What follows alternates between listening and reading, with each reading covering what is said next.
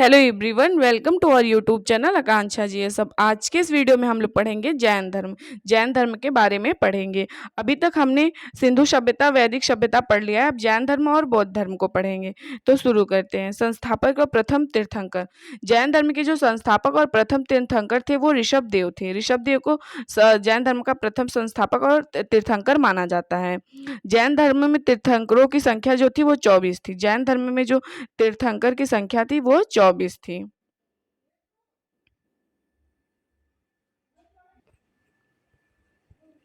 अब प्रमुख जैन तीर्थंकर और उनके प्रतीक चिन्ह देखते हैं। इसमें प्रतीक चिन्ह पूछ लेता है कौन से तीर्थंकर का क्या प्रतीक चिन्ह था।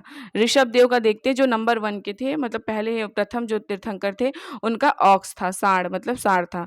और अजीतनाथ जो दूसरे नंबर के तीर्थंकर थे उनका हाथी था। शंभुनाथ जो तीसरे नंबर के थे उनका घोड़ा था। सर्पाश्वनाथ जो थे उनका स्वास्तिक था। और शांतिनाथ जो 16वें नंबर के थे वो उनका हिरण था।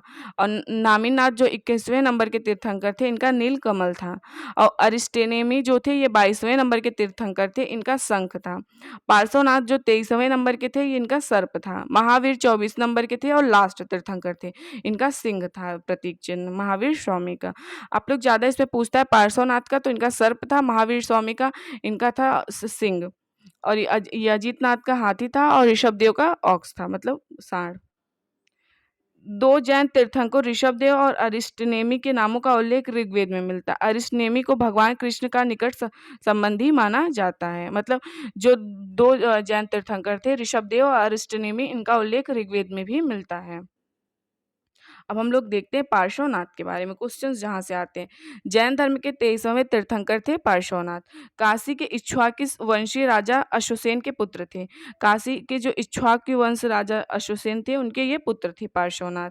30 वर्ष की अवस्था में संन्यास जीवन बिताया, मतलब ये 30 वर्ष की अवस्था में ही घर छोड़ के चले गए थे।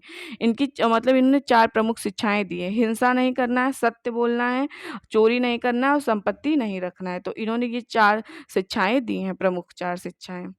अब महावीर स्वामी के बारे में देखते हैं। जैन धर्म के 24वें या फिर अंतिम तीर्थंकर जो थे वो महावीर स्वामी थे। इनका जन्म जो था 540 ईसा पूर्व कुंडाग्राम वैशाली में हुआ था। इनके बचपन का नाम जो था वर्धमान था। और इनके पिता जो थे सिद्धार्थ थे, ये ज्ञात्रिक कुल के सरदार थे। और इनकी जो माता थी त्रिशला थी। लिच्छवी राजा चेतक की बहन थी। लिच्छवी जो था पहला गढ़ राज्य था। और ये लिच्छवी राजा चेतक की बहन थी। और इनका बचपन का नाम याद रखिएगा, महावीर स्वामी का वर्धमान था। और इनके पिता का नाम सिद्धार्थ था। और इनका जन्म 540 ईसा पूर्व में हुआ था, कुंडाग्राम वैशाली में। इनकी पत्नी जो थी यशोदा, इनकी पत्नी का नाम यशोदा था। इनकी 2 पुत्री थी, अनुज्या या प्रियदर्शनी, ये दोनों थी। अब प्रियदर्शनी का काफी मिलता है नाम। और इनका विवाह हुआ था जामिल से। जामिल, प्रियदर्शनी का जो विवाह हुआ था वो जामिल से हुआ था।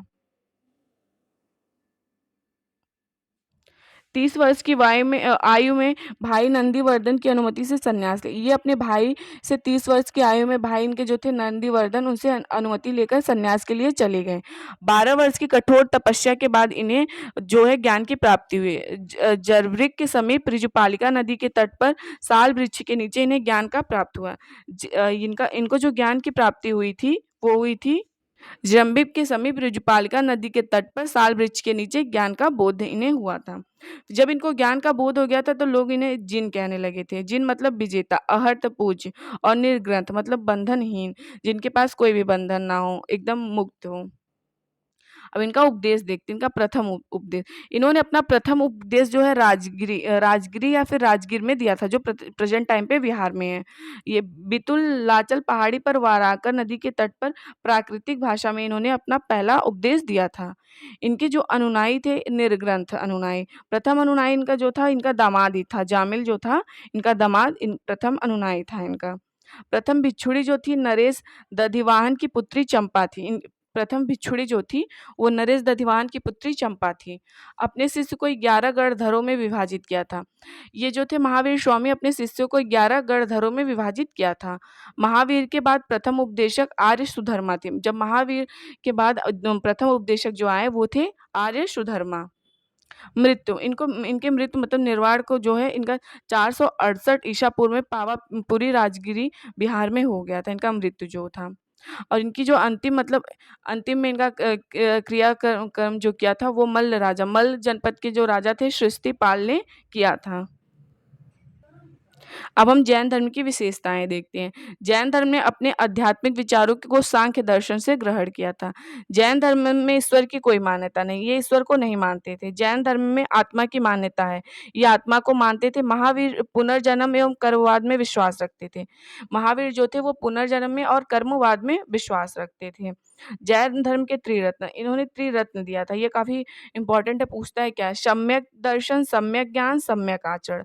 इनका त्रिरत्न जो है सम्यक ज्ञान, सम्यक दर्शन, सम्यक ज्ञान, सम्यक आचरण।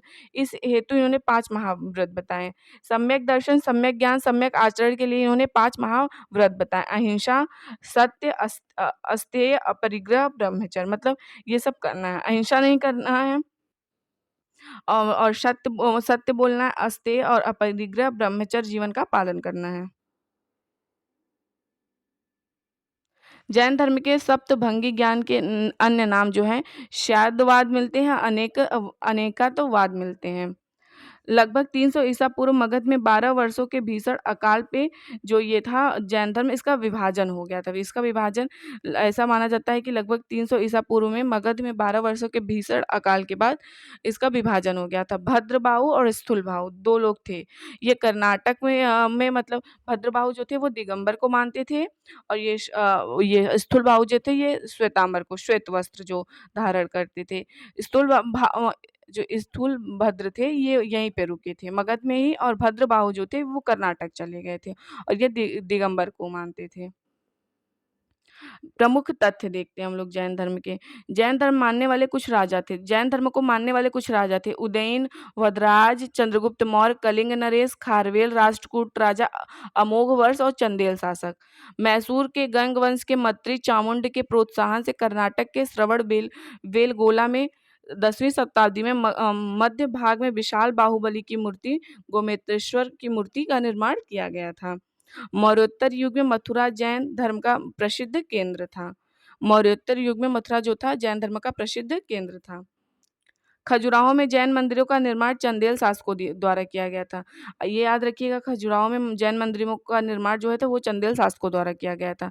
जैन तीर्थंकरों की जीवनी भद्रबाहु द्वारा रचित कल्पसूत्र में है। जैन तीर्थंकरों की जो जीवनी है वो भद्रबाहु द्वारा रचित कल्पसूत्र में है। मल्ल राजा सृष्टिपाल के राजप्रसाद में महावीर स्वामी का निर्वाण प्राप्त हुआ था। मतलब अंतिम संस्कार इनका जो हुआ था वो मल्ल राजा सृष्टिपाल के समय पे ही हुआ था। जैन संगीतियाँ 2 प्रमुख जैन संगीतियाँ हुई थी। प्रथम हुई थी 300 ईसा पूर्व में पाटलिपुत्र में, स्थूलभद्र इसकी अध्यक्षता किए थे, और द्वितीय जो हुई थी 6ठी शताब्दी में हुई थी, वल्लभी में हुई थी, गुजरात में हुई थी। इसके जो अध्यक्ष थे वो थे क्षमा श्रवण थे। अब ये 2 जैन संगीतियाँ याद रखिएगा। पहला जो था 300 ईसा पूर्व में हुआ था पाटलिपुत्र में और इसके अध्यक्ष जो थे स्थूलभद्र थे, और द्वितीय जो हुआ था 6ठी शताब्दी में और इस स्थल जो था वल्लभी गुजरात था और इसके अध्यक्ष जो थे क्षमा श्रवण थे। जीव हत्या नहीं, जैन धर्म में जीव हत्या भी मना था और जैन धर्म वाले कृषि नहीं करते थे। इन्होंने भी, मैंने आपको बताया, पुनर्जन्म भी मानते थे, मतलब आत्मा को पुनर्जन्म का साक्ष्य माना है। मोक्ष प्राप्ति को ये लोग कैवल्य कहते थे। ये सब क्वेश्चंस आते हैं, आप लोग ध्यान से सुनिए। मोक्ष प्राप्ति को कैवल्य कहते हैं और इन्होंने मतलब अपना जीवन जब ये त्यागते थे बहुत कठोर विधि थी, संलेखना विधि से त्यागते थे। जैन धर्म में प्रकृति भाषा में थी। जैन धर्म जो थी वो प्रकृति भाषा में। पूर्वा नामक किताब में जैन धर्म की मतलब ग्रंथ है। पूर्वा जो नामक किताब है वो जैन धर्म की है। पूर्वा नामक जो किताब है वो जैन धर्म की है। और महावीर के 2 प्रमुख शिष्य थे। अभी हमने आपको बताया महावीर के 2 प्रमुख शिष्य थे, भद्रबाहु, स्थूलबाहु। भद्रबाहु ने दक्षिण भारत चले गए थे और स्थूलबाहु जो थे वो मगध में ही रह गए थे। जैन धर्म में जो सफ़ेद रंग का वस्त्र पहनते थे उन्हें श्वेतांबर कहते थे और जो निर्वस्त्र रहते थे उन्हें दिगंबर कहते थे। श्रवणबेलगोला जैन धर्म का प्रसिद्ध मंदिर स्थल है। और भी इम्पोर्टेंट देखते हैं हम लोग। महावीर स्वामी ने अपना पहला उपदेश जो था वो दिया था राजगीर में। इन्होंने अपना अंतिम उपदेश जो था वो पावापुरी में दिया था और वहीं पे इनकी डेथ हो गई थी।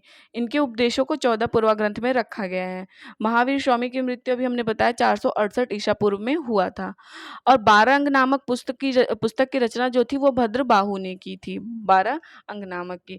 और कर्नाटक में जैन मंदिर का जो चामुंड शासक ने बनवाया था, इसे बाहुबली मंदिर भी कहते हैं और गोमतेश्वर का मंदिर भी कहते हैं। यूपी के मथुरा में जैन मंदिर जो मिला है वो मौर्य काल में बना था। और एमपी के खजुराहो मंदिर जो बना है वो चंदेल शासकों ने बनवाया था। और दिलवाड़ा के जो जैन मंदिर है माउंट आबू में स्थित है राजस्थान में, उसको बिमल शाह ने बनवाया था। तो जैन धर्म से जितना इम्पोर्टेंट था मैंने करा दिया। अगर वीडियो हेल्पफुल लगेगी तो चैनल को शेयर सब्सक्राइब करिएगा। Thank you everyone.